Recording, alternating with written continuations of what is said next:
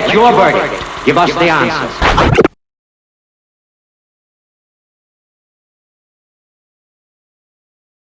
So, born and brought up in Calcutta, and I started my schooling in the Martiniere school, and then moved to St. Xavier's School. My mother was very keen that I study in St. Xavier's because the most of the Khaitan family had studied in St. Xavier's, and I was one of the sort of odd ones out. So then moved midway to St. Xavier's. Then I did law college in Calcutta, and that's how qualified in the. So yes, I grew up seeing both my grandfather and father fully in the profession. So all the time saw them really working, whether it's clients at home, clients in the office, reading. So I think right from childhood really saw.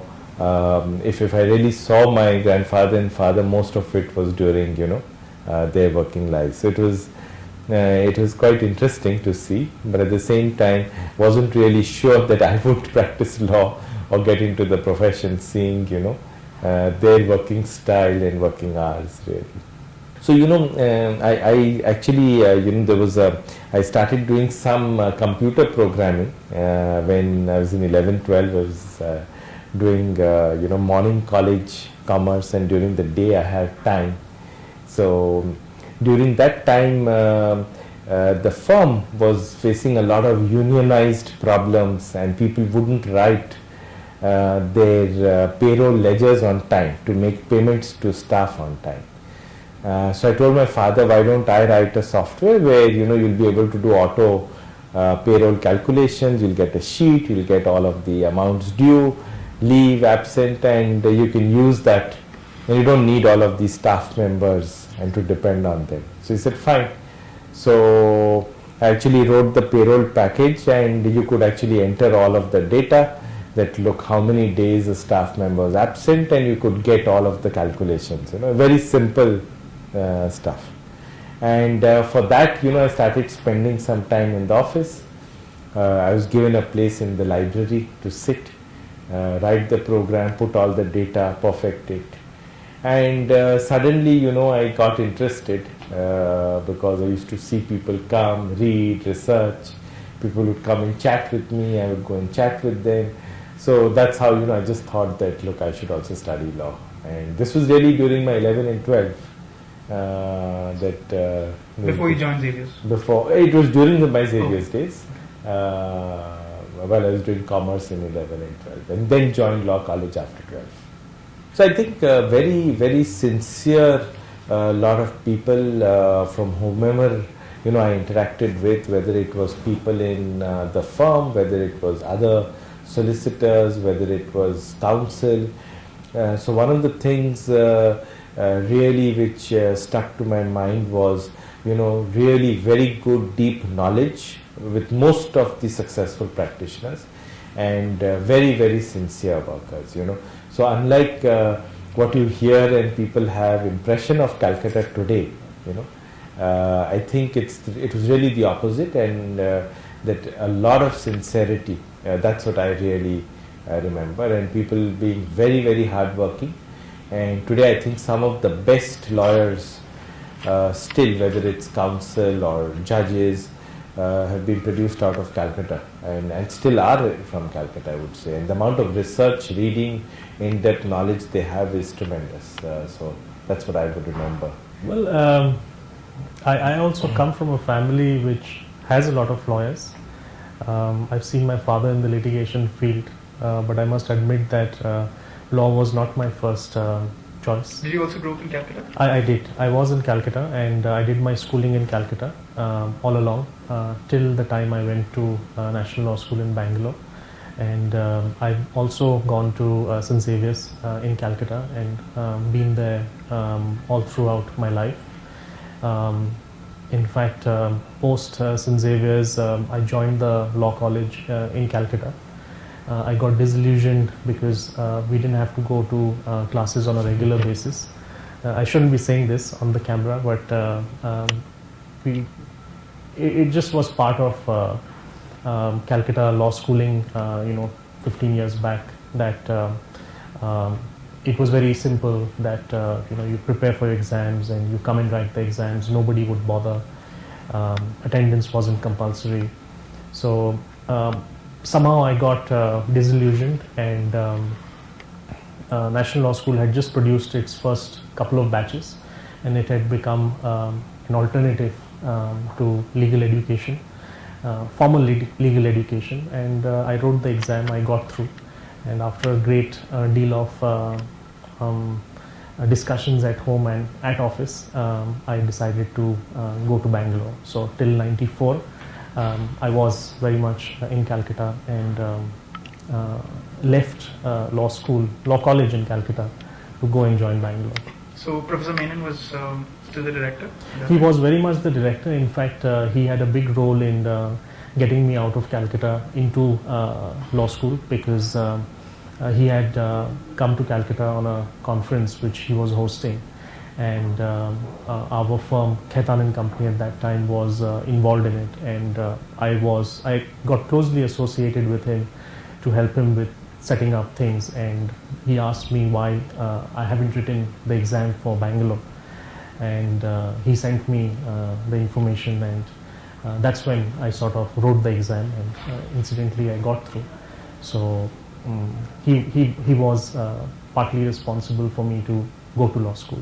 Well, as Rabindra mentioned, that going to law college wasn't really something we were looking forward to, because classes were very irregular, and even the quality of classes, teaching, quality of students, and it was still a time when if you didn't have anything else to do, you would join law and just get it as an additional degree. So I think there were only a few of us in my class who knew that, look, we are studying law because we really want to practice law and we want to do it seriously. We don't want, we had these notes called Jhunjhunwala. I don't know if they are existing today, but most people just studied Jhunjhunwala for a few days before the exam, gave the exam and passed. But I for myself was certain that I don't want to do law in that way. If there are no classes, I'd self-study. But I really study from the start till the finish of every subject, and give my exams properly, rather than adopt that. So the good part was you had much more time, so you didn't need to go to college. So you could spend more time studying. You could spend more time for yourself.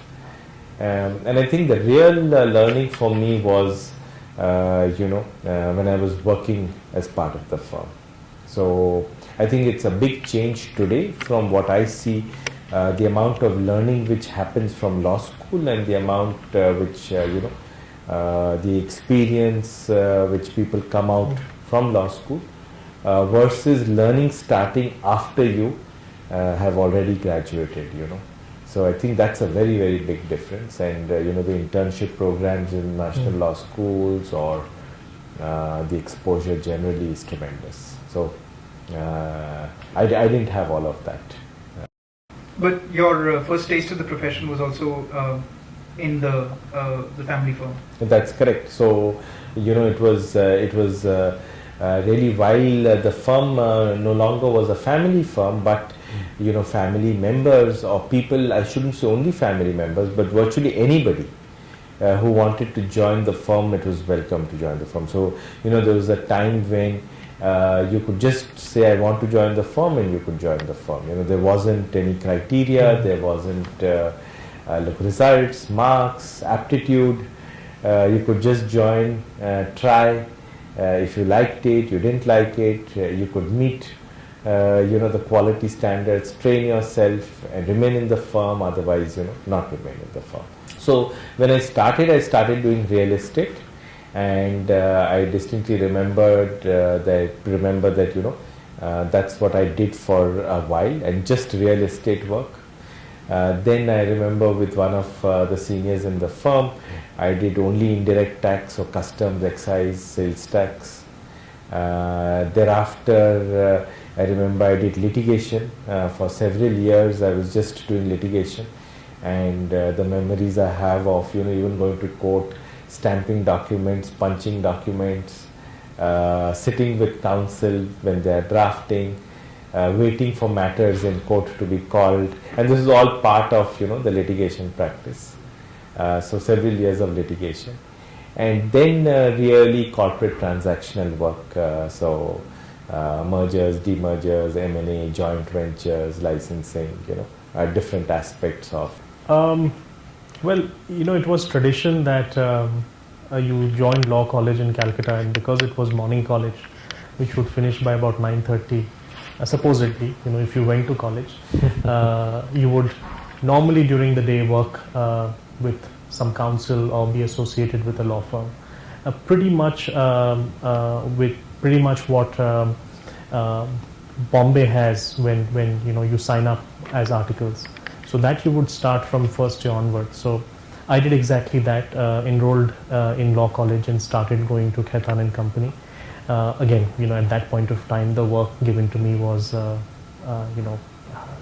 probably looking at two documents and finding errors in it. And but gradually, I think it was more sort of assisting Haigreve and a few others on the corporate side. So I didn't have I didn't want to do any litigation because my father was a litigator and it somehow did not interest me at all. So I did corporate practice in corporate laws, and then as I mentioned, I left after about 1.5 years in law college to law school. And then after I graduated, I joined Khaitan and Company all over again. So I've just been doing corporate laws. This is about 96, 97? Around 99 in 99. 99. Okay. I'd say that Calcutta was a market where corporate law was quite an active practice because Calcutta was was an important base in the British times. Lot of foreign companies were set up in Calcutta and Bombay, and these were two cities which had a very active corporate law practice. And our firm, being one of the prominent sort of firms in Calcutta, had a lot of corporate law practice. So both for Indian entrepreneurs and for some foreigners. So I think the initial practice on corporate law was Indian entrepreneurs growing, expanding, acquiring, and if I really see, it was some of the major Calcutta groups really expanding and acquiring and helping them, whether it's a joint venture, collaboration, acquiring businesses, and that was the major corporate law practice. And all of those groups in Calcutta were very active during that time, and this was really the sort of 90s I'm talking about. And it was only later, post 1991, when liberalization started happening, that foreigners started coming back to invest in India. Unfortunately, Calcutta wasn't really the sort of center of gravity for foreigners to come back. And I think when the foreigners were coming back, most of the activity you saw, you would probably see in Bombay, then in Delhi, not really in Calcutta. But there was fair amount of activity in Calcutta because they were collaborating with a lot of industrial groups out of Calcutta. So initial corporate work, it was a very active market. And when liberalization happened, a lot of capital market work happened, foreign issues like GDR issues, Euro issues. So it was very interesting, and it was all new work. Initially, it was very exciting. So it was fun.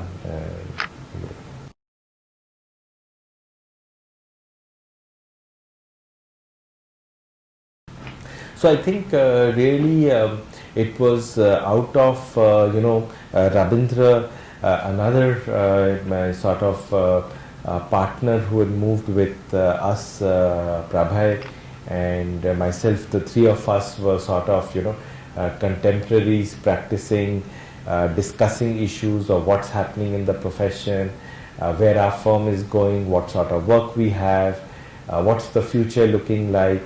And we were involved in a few transactions which used to get us to travel often to Bombay, for corporate work.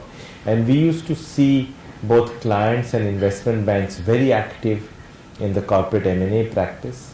And a lot of the clients and investment banks used to tell us that, look, what are you guys sitting and doing in Calcutta? If you really want to, be a premier corporate law practitioner, you should be in Bombay. And the other thing they used to tell us is that, look, we just don't have enough lawyers in Bombay, corporate lawyers, and we have so much work that if you were here, we'd love to use you because there's a huge demand-supply gap. The other thing, very honestly, what was happening was, being in Calcutta, even our homegrown traditional clients started feeling that, look, are we in the best hands? People who have done, huge amount of transactional work, and or are we going to a firm which knows the traditional corporate work, which hasn't done, let's say, 10 mega M&A deals, 10 IPOs, and investment banks in Bombay didn't know of us. They knew of us as a Calcutta firm. So when they used to work with our Calcutta clients, they started telling them that, look, are you really all right with a Calcutta firm? Or should you be using a Bombay Delhi firm who have done a lot many more corporate transactions?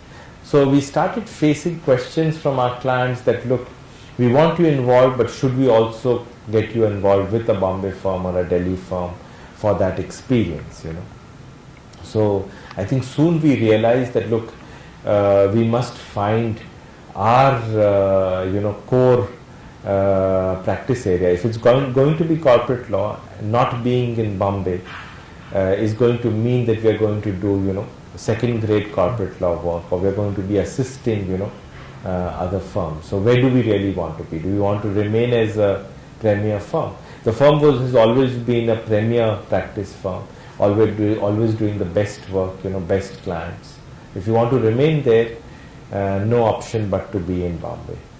And I think it was initially really Prabhay and Rabindra, the two of them really, who pushed this, that, look, we must be there in Bombay, we must, establish an office.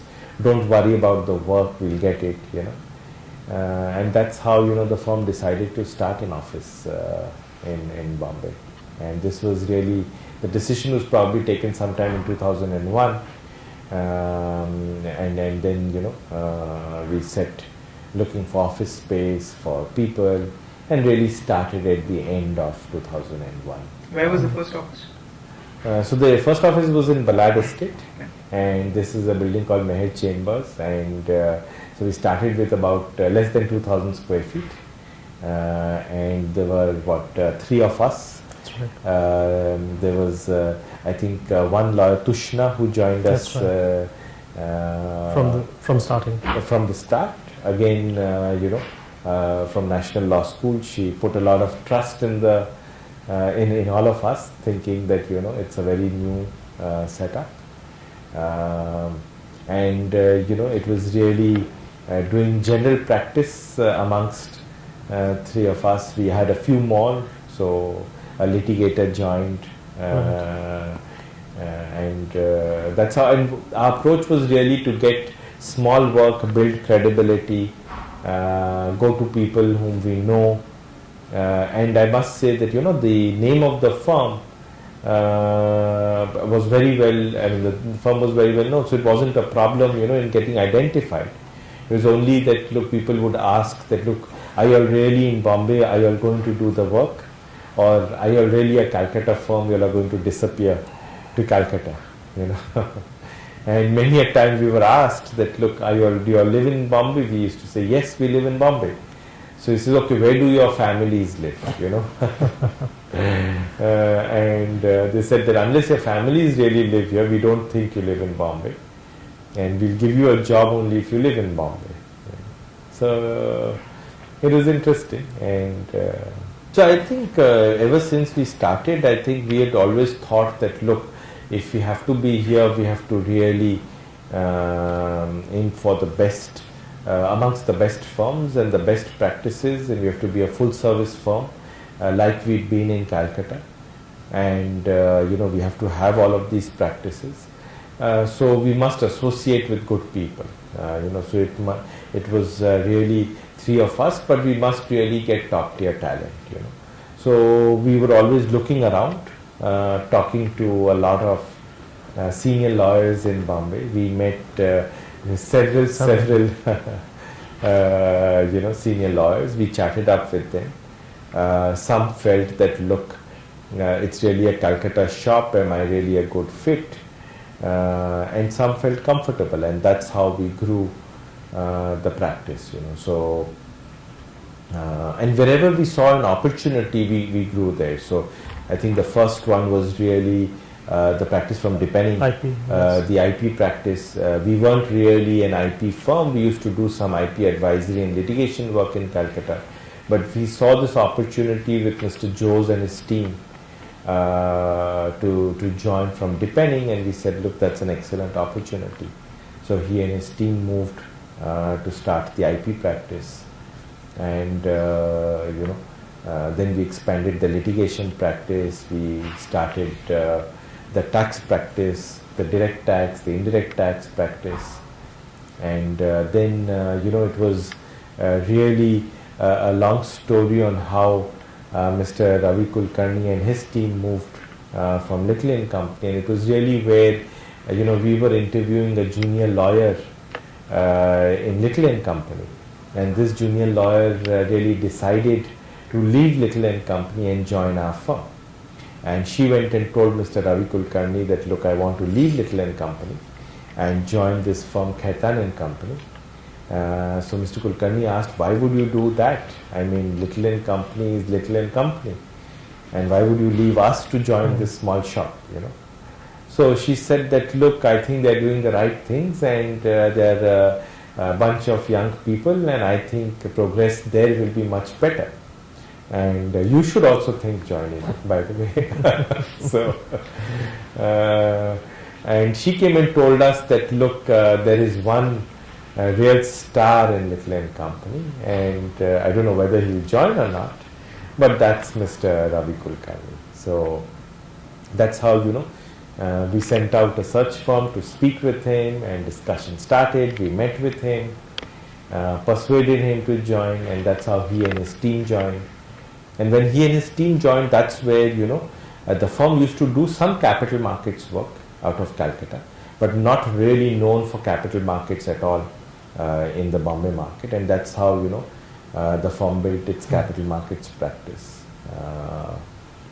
And from there, I think, one of the partners in Calcutta moved, Sudeep Malik, so he started the real estate practice.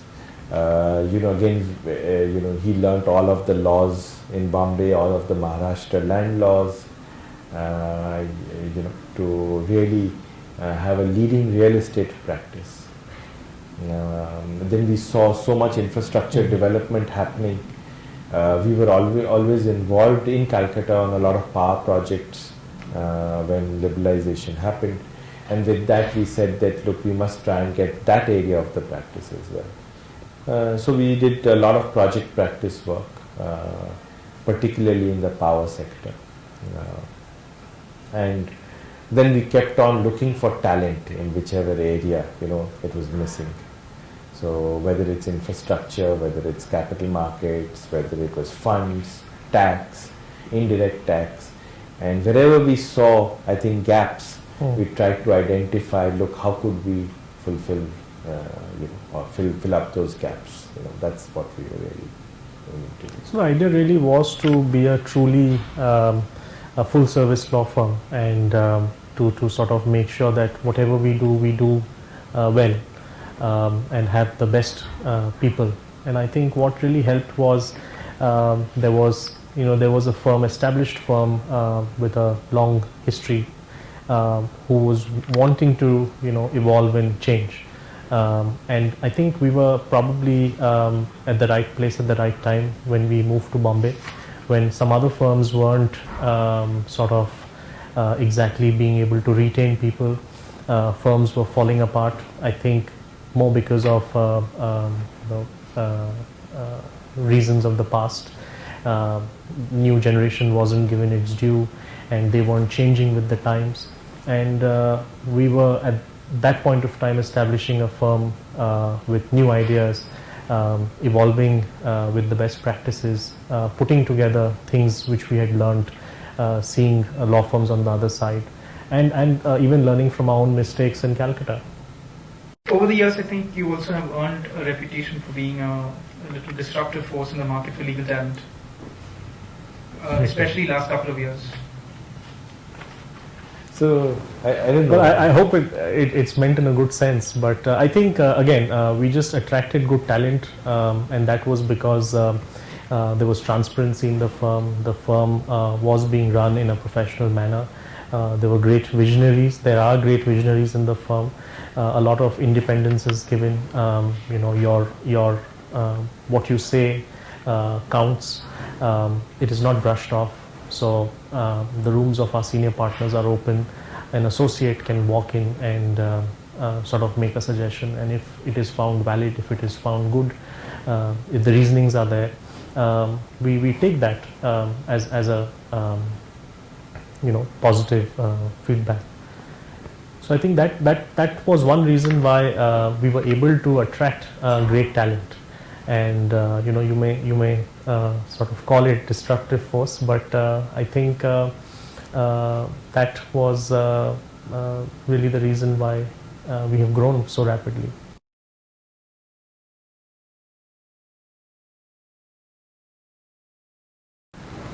Yes, I think we realized that look, what really are the assets of a firm? It's really people. And in terms of human resources, we always felt that look, it's all of us together which constitute this firm. It's not a distinction between partners or owners on the one hand and associates or others on the other hand. It's all together that you constitute a great successful firm. So we thought that look, what is good for one is good for everybody. So we never had policies which don't apply universally, or policies which apply only to a select group of people. So something as simple as holidays, something as simple as office timings. So we all set the standards that look, if office starts at 10 and you want to leave at 6, then you do that very thing for yourself, and you expect that from your people. But if you expect that the people will work till midnight, they must come at 9, and you would have a completely different standard. We didn't ever believe in that. So I think that was one very big difference, where people saw that look, this is really a firm which is really our firm. We don't feel that look, we are working for somebody else. It's a professional firm. And we put a lot of trust in people. So once anybody is part of the firm, it's his work, it's his or her responsibility, as much as it's anybody else's. So I think freedom in working, the fact that people really truly feel that it's their firm, and the whole culture, I think is not some boss breathing down an associate's neck that look, you have to do this or you have to perform. But if you all have a client deliverable, it's as much everybody's problem to get it right, to deliver it right on time. It's not a senior telling a junior. So I think that is something which was culturally very different from most of our peer firms, I should say. And where we stood for the quality, but we set the standards for everybody which was similar. And we observed, as Rabindra mentioned, problems in other firms, and we saw that look, we saw partners were not available on transactions, partners were not there. They would leave things to associates. They would leave things to associates to do. We said that, look, that must be done differently. And these were all factors which I think led to people believing that, look, this is a better environment, work environment. Some of your firms, they have tied up with foreign firms, and the most common reason that I've heard is to fast track international standards into India. You have never felt the need to do so? Well, I think we would have felt the need if we hadn't adopted the best practices, if we weren't willing to change and evolve. Some of these firms who've done it, I think have done it because, as you rightly said, they wanted a quick sort of, wanted to play a catch-up game with some of the firms ahead of them. And I think it has worked out well for some. But, even today, we don't say that we don't think there is a need. At the right time, at the right opportunity, if something comes up, we will consider it. Let's talk a little bit about the market for legal services in India today. The most controversial question, obviously, is liberalization of the Indian legal market, letting in foreign advocates. Does the firm have an opinion? So I think, we've been, one of the firms, the big firms which hasn't been opposing, the entry of foreign firms or foreign lawyers in the Indian legal market. And, we really think that we do very good to the profession because there'll be much more competition, and if there's competition, the standards will improve. The standards in terms of lawyering, client delivery, in terms of individual skills of lawyers, opportunity for lawyers, in every way it will improve. And also in terms of the better and bigger firms, I think even profitability and rates will improve. I think really the fear, to my mind, is unfounded. Perhaps there's a conflict between people who want to run a firm like a sole proprietorship and people who really want to be part of a professional practice. I think there may be some conflicts between the two.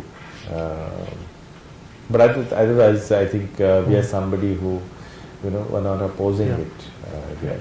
Okay. But do you think there are steps to be taken in the regulatory setup prior to permitting the entry of firms, foreign firms? Well, I think there should be some sort of a level playing field before it does open up, because if you start competing with a foreign law firm, it'll be very difficult. And simple example is the way advertisement or marketing is considered in India. It doesn't go well with a law firm, whereas it's fairly common for foreign law firms to do it. Then another example is the limit on the number of partners you can have in a partnership. How does an Indian law firm grow and compete with a foreign law firm unless there is some level playing field? So, of course, some regulatory changes are required. And I'm sure, as and when the market does open up, these things will also find its way. Okay. I just have a question. Why isn't it that voices such as yours, which are not opposing the entry of foreign law firms, why are they not finding themselves in the table of policy making?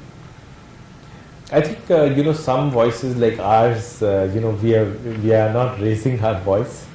And we've been very quiet about it because, we've been honestly very busy doing our work, and we've not been interested, in the sort of politics of whether to open or not to open, but really do all of that it takes to get our practice to international standards. And that's what we've been doing.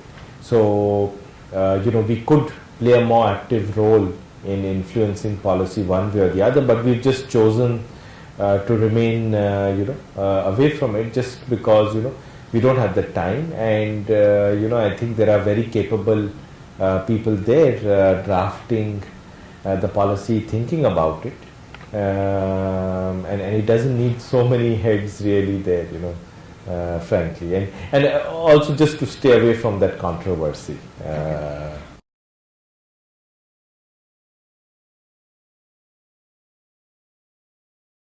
you're a full service law firm. You are facing competition from all kinds of small law firms in niche areas.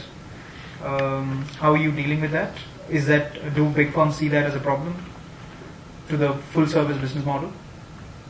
I don't think that our competition really is let's say setting our own standards. I don't think that our competition is really from the small firms or from individual lawyers.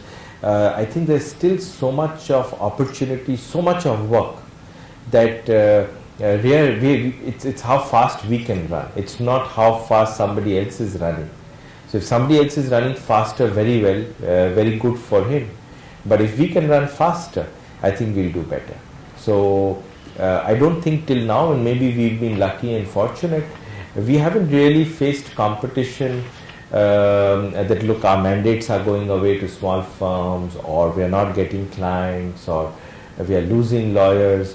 But what are we really doing? Whatever we want to do, are we doing quick enough, fast enough, well enough? And if we are doing it, we keep doing it, I think competition is just not there, or it's there, but there's so much work that you can be doing very well. Well, I think beyond a point, it's not possible to consistently scale, and again, it's dependent on your own firm strategy. So, a firm strategy may be volume driven and numbers driven in terms of commodity type work, and another firm's model may be to do more value add work, but not necessarily be the largest firm.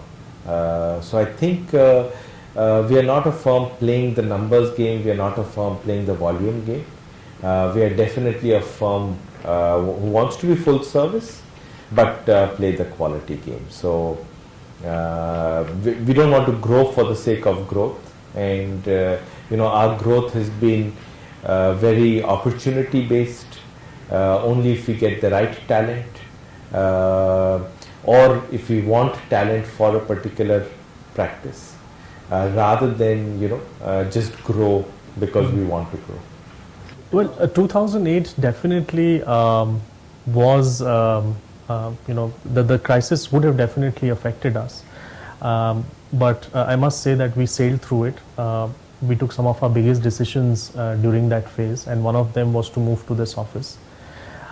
It just so happened that several of the transactions, the larger ones which were happening in the country and which actually closed, we were involved in it, either for the acquirer or for the target. And I think we had faith in ourselves. I'd agree, and just add there that, see, I think one of the things that the firm is a full service firm, and that really made a difference. So we weren't just a M&A firm, just a capital markets firm, or just a litigation firm. And our clientele is very well diversified. So that also really helped us. So it wasn't really, sort of only banks and institutions, only private equity funds, or only multinationals, or only industrial houses in India. So it's a very good mix. So while the rest of the world was in problems, India didn't face it as much. India was still very busy.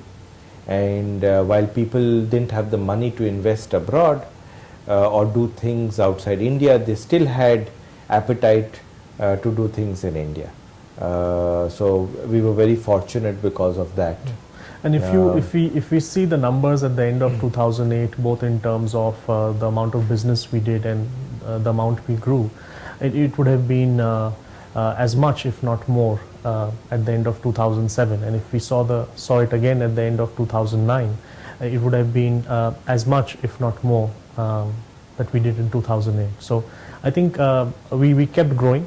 So that also helped us sort of sail things. Yes. Well, I think it's incorrect to sort of say that the legal education is not good enough, or the freshers who come out of law school are not good enough. You see, they are going to law school for formal legal education. They don't come out as they don't come out ready for ready to be thrown into a transaction. You need to spend some time to groom them, to train them. And unfortunately, we don't have a period after law school and before you join a law firm, unlike in United Kingdom, where there's a there's a course which you do to be trained. So I think you have to spend some time with the freshers, and we've been doing that. And I think our policies on rotation, our policies on training the freshers, they have worked out well. And a lot of them have, if you've seen the growth within the firm, many of them who have joined since Bombay started have gone and made partners. Some are on their way to partnership. So I wouldn't completely agree with that statement. I'm not sure whether enough has been done. That is something which probably the students and some of the legal universities would be in a better position to tell. But if I put myself in the shoes of a student, I would have liked to see more senior practitioners who had, from a practical side, who had seen things from a practical side, to come and take some classes to sort of give us a perspective from perspective in the real world. But you want to just add? Yeah, so any schools that you're... Yes, so I think we are participating in some of the national law schools, in the Jindal Global Law School. We are trying to do some programs together. We are trying to do some research, some trainings together, speak. Some of our colleagues have gone and done classes in the National Law School. So we've been, I think, to be very honest, I think law firms haven't done enough. And I think law firms have kept themselves very busy in the practice. But I think that's an area they should do. We should do more. We are trying to do more. And I think we owe it as a duty also to the students and to the profession that we must do that. And I think this internship program is also something which a firm like ours is taking very seriously. We have a formal way of training, an appraisal after the training is done, so that people really value the training. Also, as Rabindra mentioned, after people join us after qualifying, we do have a formal program spread over 18 months where there's a development, and some freshers may feel that, look, I don't need to go through this. I just straight away should be on a major litigation or a major transaction. But we think that it's very important to go through this grounding before you're ready for real work. Absolutely. So we have a formal process. We have a formal process per department. We have a formal process of how many sessions in different areas of the law one has to go through before which one can specialize in a practice. One must get at least, I think, 3 or 4 streams of work, not just one area of work. And these are some things seniors must have to give the time. They have to write about appraisal reports on they have to mentor. Each fresher has a buddy in the law firm who's really sort of working with him to get trained. So these are all ways by which there is some amount of formal training and guidance to a fresher. Because in a large law firm, in a large practice, one can easily get lost. Not knowing where. Sure. I will just add that we have a formal continuing legal education process which starts from the first day a fresher joins and continues. Even as partners, we are supposed to sit through some of the legal education, and these are designed at the various levels. So as a fresher, we do take them through things which we feel are relevant for them to be as part of a law firm. Whether it is a due diligence process, or whether it is how a company is set up, or how a transaction should be done, or just an idea of what the direct tax, what taxation is, so on and so forth. Let your verdict give us the answer.